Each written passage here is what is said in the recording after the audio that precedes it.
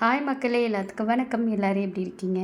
இன்றைக்கி எல்லாத்துக்கும் பிடிச்ச மாதிரி சிம்பிள் அண்ட் டேஸ்டியாக ஒரு ரெசிபி தாங்க பார்க்க போகிறோம். என்னன்னு பார்க்குறீங்களா? சிக்கன் பாப்கார்ன் தாங்க. சிக்கன் சொன்னாலே எல்லாத்துக்கும் பிடிக்கும். அதில் சிக்கன் பாப்கார்ன், சிக்கன் லாலிபாப் இதெல்லாம் சொன்னால் யாருக்குங்க பிடிக்காமல் இருக்கும்? சட்டுன்னு செஞ்சிடலாங்க. வாங்க எப்படி செஞ்சாலும் பார்த்துடலாமா?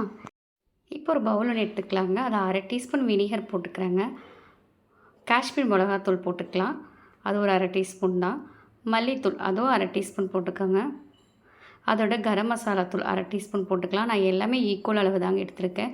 இதோட இஞ்சி பூண்டு பேஸ்ட்டு அது ஒரு 1/2 டீஸ்பூன் போட்டுக்கலாம். டேஸ்ட்டுக்கு ஏற்ற மாதிரி சால்ட்டு போட்டுக்கோங்க.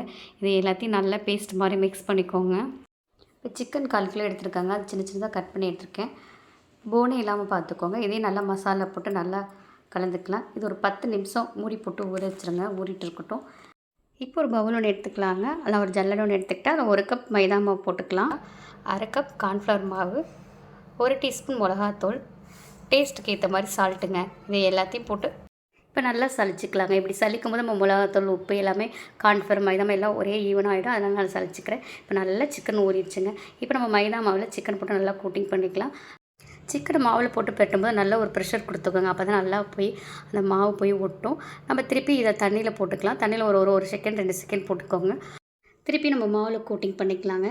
இந்த மாதிரி நம்ம கோட்டிங் பண்ணி எடுக்கும்போது பார்த்திங்கன்னா நல்லா ஸ்க்ரன்ச்சியாகவும் உள்ள சாஃப்டாகவும் இருக்கும். நல்லா டேஸ்ட்டாகவும் இருக்குங்க. நம்ம தண்ணியில் போட்டு எடுக்கிறனால எண்ணெயில் போடும்போது சடச்சடெல்லாம் சத்தம் கேட்காது. அழகாகவே பொரிச்சு எடுத்துடலாங்க. இப்படி நான் எல்லா சிக்கனையும் பரட்டி எடுத்துட்டேன். இப்போ ஒரு கடாய் ஒன்று வச்சுக்கலாம். அது தேவையான அளவு எண்ணெய் ஊற்றிக்கலாம். எண்ணெய் நல்லா ஹீட்டோனா லோ ஃப்ளேமில் வச்சுக்கோங்க. இப்போ கோட்டிங் பண்ண எல்லா சிக்கனையும் எண்ணெயில் பொரிச்சு எடுத்துடலாங்க.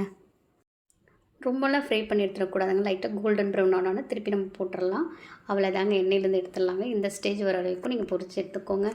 நீங்களும் செஞ்சு சாப்பிட்டுட்டு எப்படி இருக்குன்னு சொல்லுங்கள். இதோட டேஸ்ட் அப்படி இருக்குங்க. எல்லாருக்கும் இந்த வீடியோ பிடிச்சிருந்தா மறக்காமல் பாப்பீஸ் கிச்சனுக்கு லைக் பண்ணுங்கள், ஷேர் பண்ணுங்கள், கமெண்ட் பண்ணுங்கள், அப்புறம் மறக்காமல் சப்ஸ்கிரைப் பண்ணுங்கள். பாய் பாய், தேங்க்யூ.